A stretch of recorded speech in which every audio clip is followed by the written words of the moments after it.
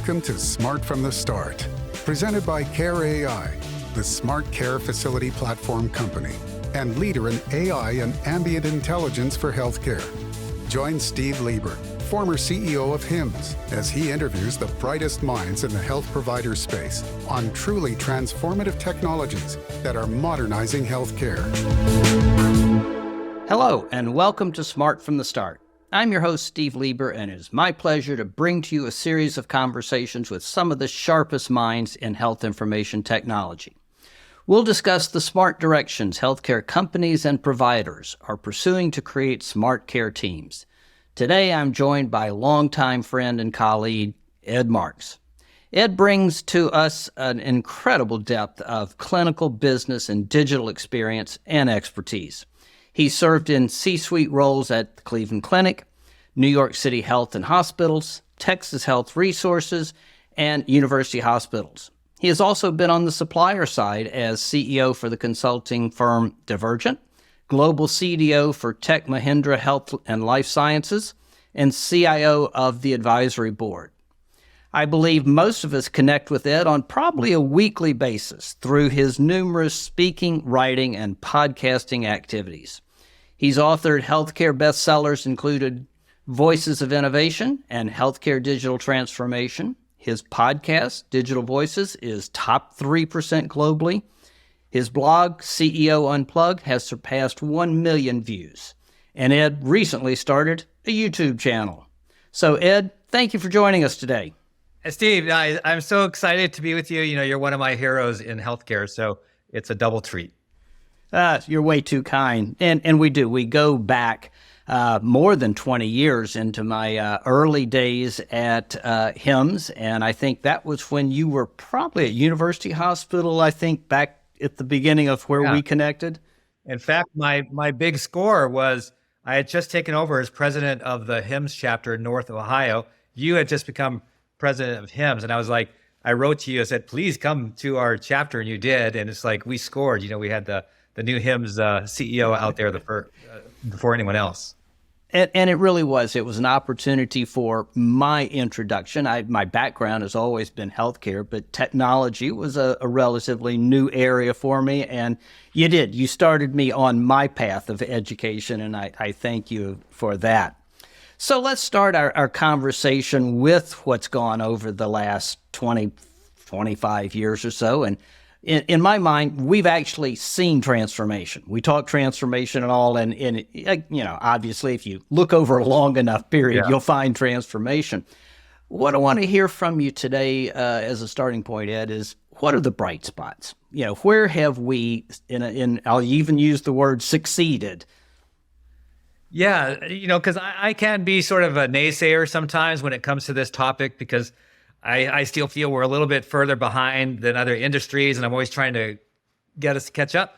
But that said, to your point, Steve, we've done a lot of fantastic things. Even in the last 10 years, just the EHR adoption, right? We've seen it. I just saw the latest numbers from ONC. I think 97% of hospitals now are able to have electronic health records. And that's, I think 10 years ago, that was like about 25%. And so we've seen dramatic improvement and even movement to the cloud. I mean, it seems kind of funny talking about it because it's just a natural thing now. But for healthcare, you know, we're seeing a lot more movement to the cloud, a lot less reliance on our own data centers and things like that. So virtual care is another sort of bright spot, you know, especially during the pandemic. Although I'm a little concerned with how we're kind of going backwards quite a bit on the amount of utilization with virtual care. But definitely bright spots. And then the other thing is, you know, I love seeing the emerging leaders, you know, because that's who I was, you know, it's just 20 years ago when you and I were first meeting up.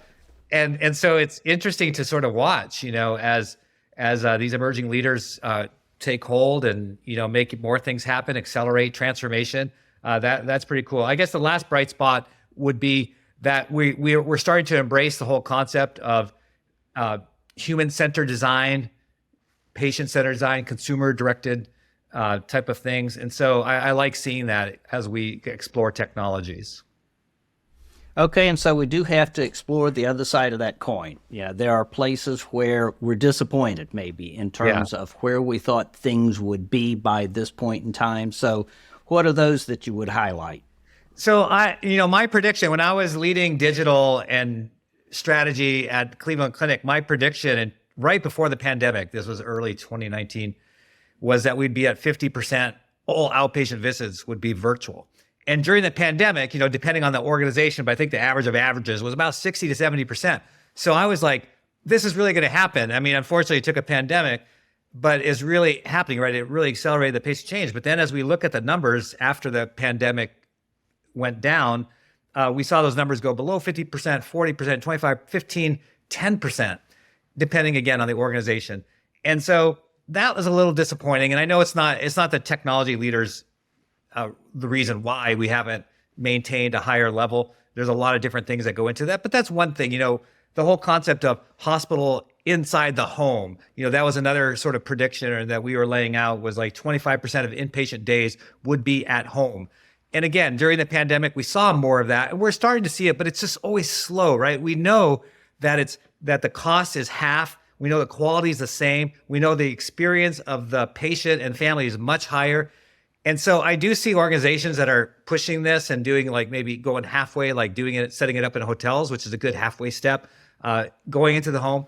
But that's the one area. And finally, Steve, sorry, you got me going now, because one thing is I'm always concerned for I love provider side. I love all of healthcare, life sciences, payers, but my heart is on the provider side and the importance of the providers. And I just the reason I'm so passionate about this is I want everyone to get a hold of the importance of doing these things faster, because if we don't do it, we will be, and we're seeing it, be disintermediated by other players that don't have necessarily the same heart and motivation.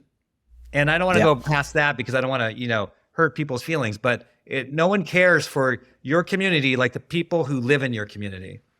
So let's try to unpack a little bit about some of those barriers, because I agree with you. And you and I both have been in the business long enough that we probably have gotten to the point now where we're impatient.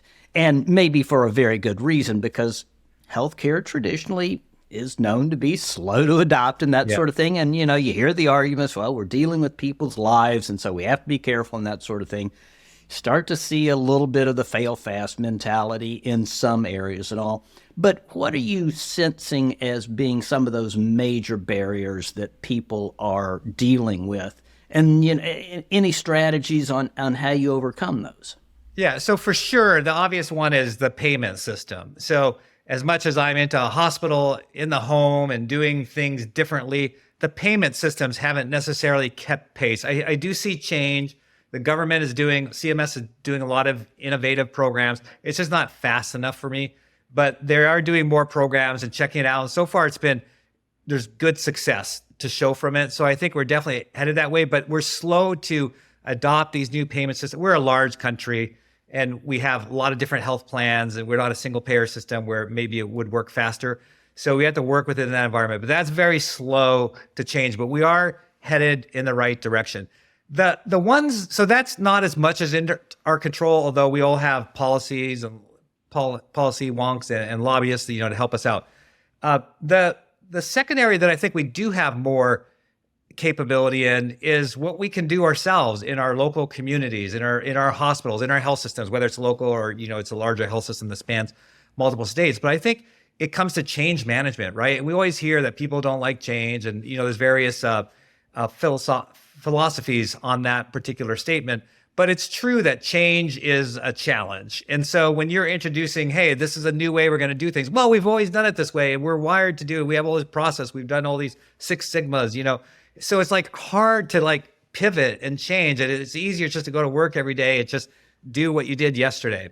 And I think that's a big part of it. So it requires really transformative leaders to come in and say, no, we are going to make this pivot. We are going to change. I serve on the board of Summa Health, and I love the CEO. He's super into technology, which is great. And he's created this board now that's very supportive of tech. And so you see some of that. I can watch it firsthand where you're dealing with, again, like any other health system, people who've been there for a long time, and they're wonderful, lovely people, nothing against them. They're just, used to doing it a certain way. And so you have a transformative leader who builds a leadership team around him, develops the mission and vision, catalyzes everyone to, make the change. So it's starting to happen, but that's something you can impact. You can't blame the government on that one. It's like, no, you can do something. So those are like two areas, change and the government and payment system, that are sort of obstacles, Steve. But at least in both of them, I gave you a couple ideas what you can do, but especially in the second one, in change management, it comes down to leadership of the organization. Yeah.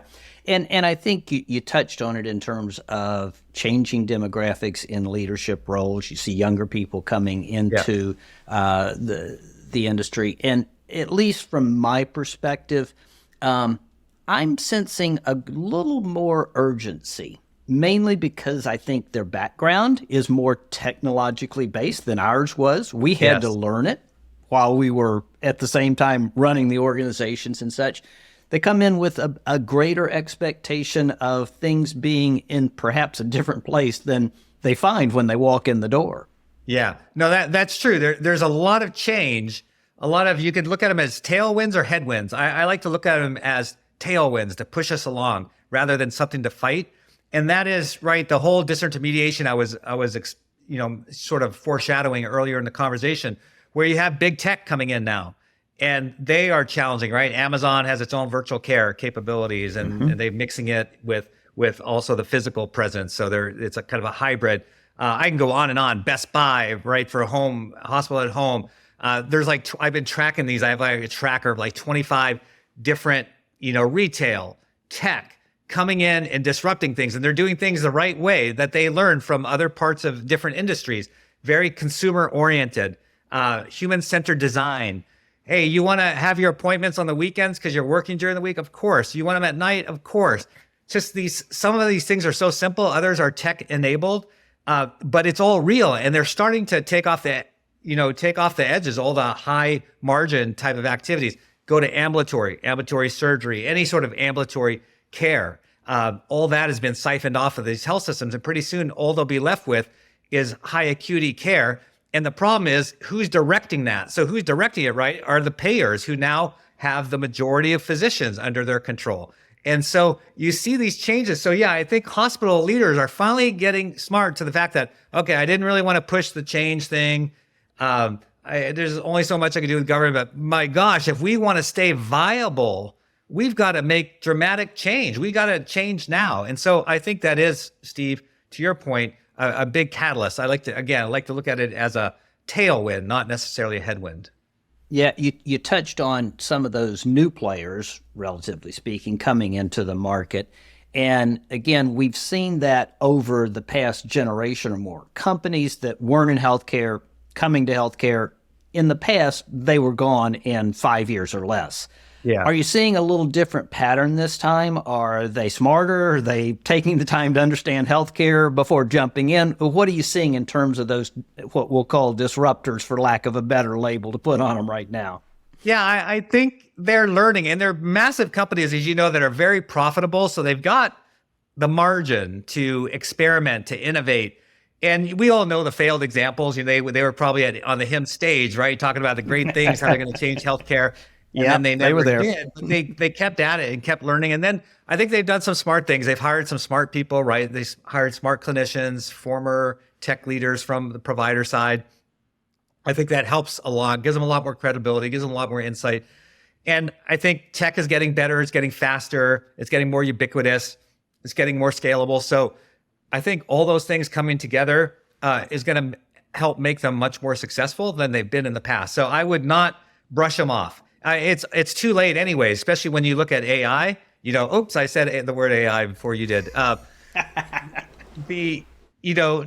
they've done with AI, is not something that is going to be easily replicated by a health system trying to do it by themselves, as an example, or a traditional EHR vendor adding AI. I don't think that's going to work anymore. I think there is going to be disruption. AI is just one example.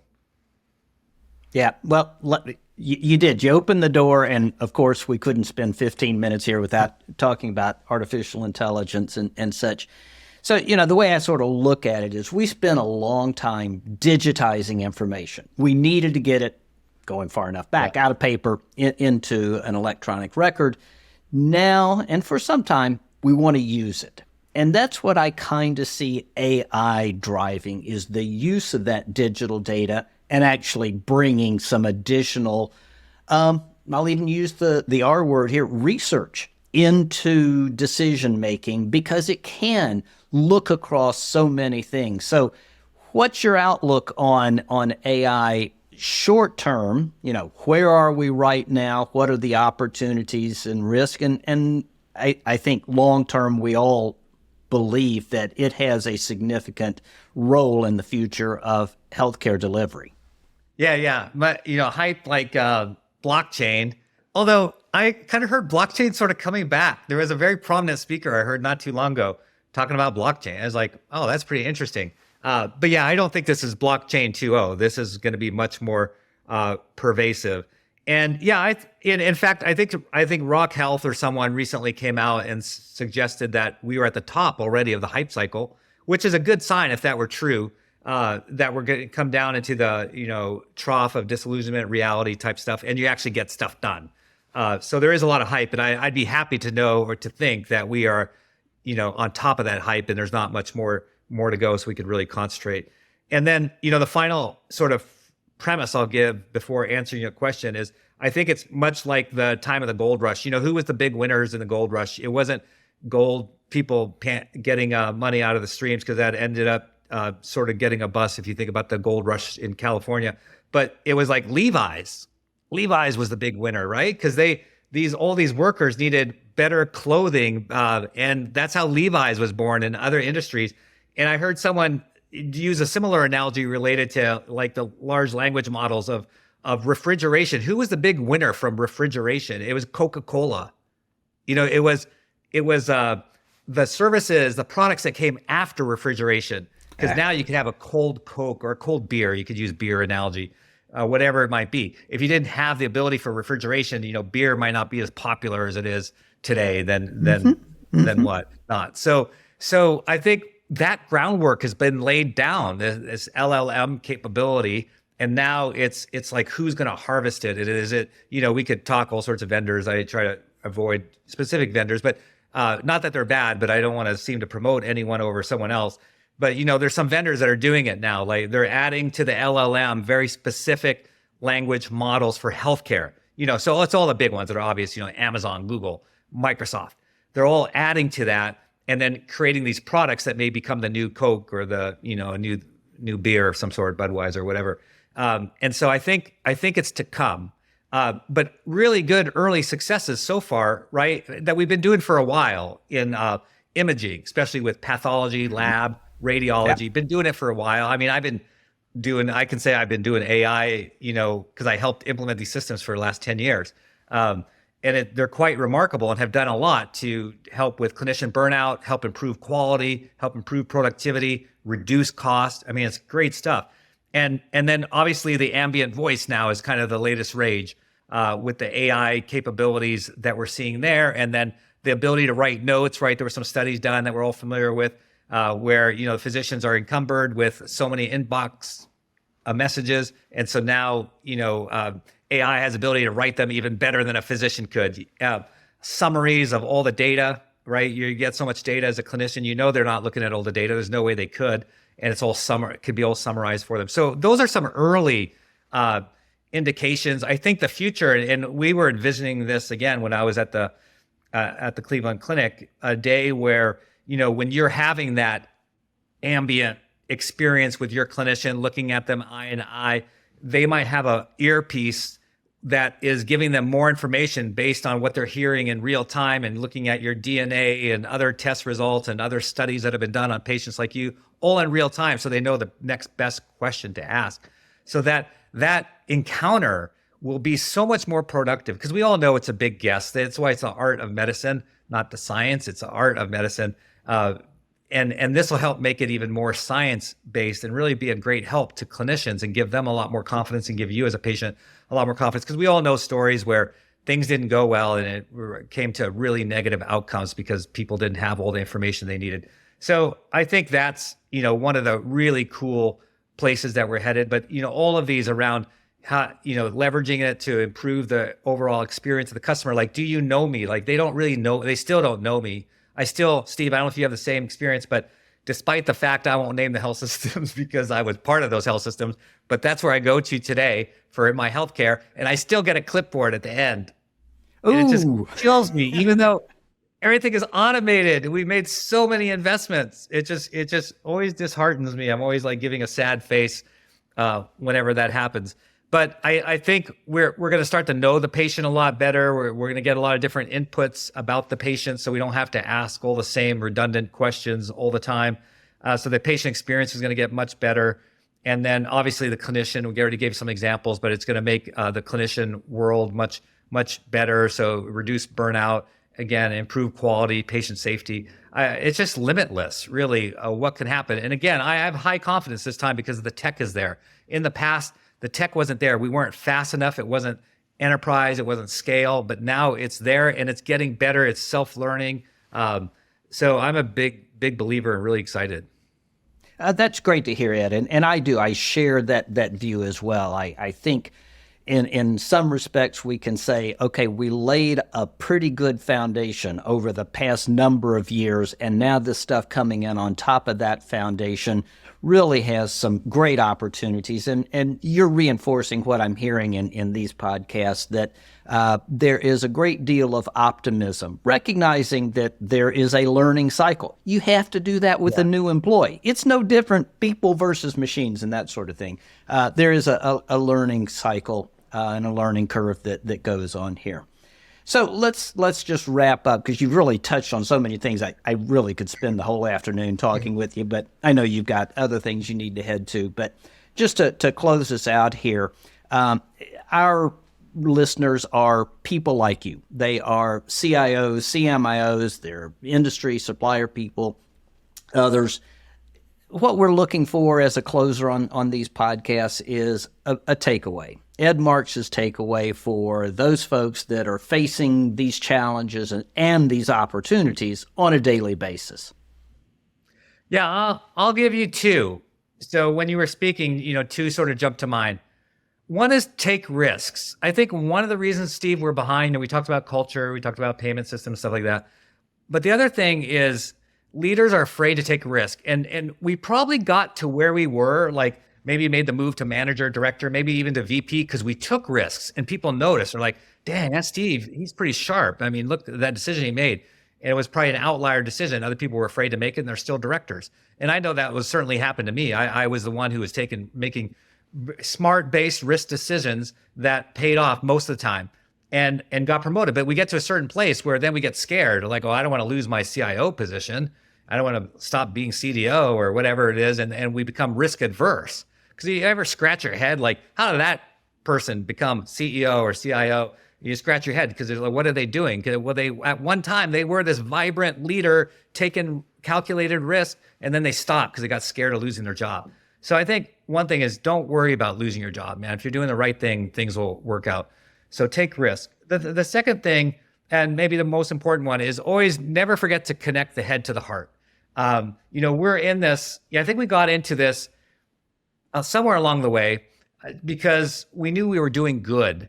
We were doing good for people. We were helping people. Even on our worst day, I remember coming home, we'd always do the happy, sad at the dinner table. Like, what's the one best thing that happened to you today? What's the one saddest thing? Because then, you want to celebrate the happiness. And if there's anything sad, you want to support the person. So it's like, even on the saddest day, even on the worst work day, I knew that my team had been part of saving someone's life, that they helped improve the quality of life for someone, that they helped improve the quality for a clinician, made their life easier. So it's like, we can never forget that our mission, when we serve in tech or digital, in healthcare, ultimately is to help save lives, improve quality care, that the whole mission-driven aspect. And when we get into the minutia and then in the little fights and fiefdoms that occur within silos and we get aggravated, don't ever lose sight that at the end of all this is a patient and their family. So that's my final takeaway.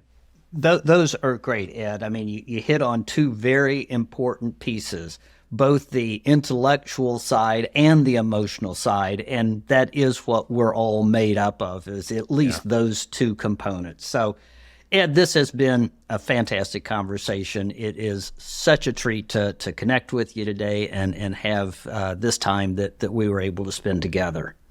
Yeah, likewise. Thank you for having me, Steve. Again, you're one of my heroes, and I couldn't resist the opportunity to spend this time with you. Thank you.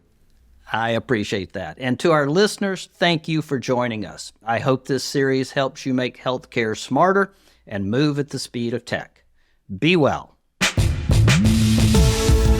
Thanks for listening to Smart from the Start. For best practices in AI and ambient intelligence and ways your organization can help lead the era of smart hospitals, visit us at smarthospital.ai. And for information on the leading smart care facility platform, visit care.ai.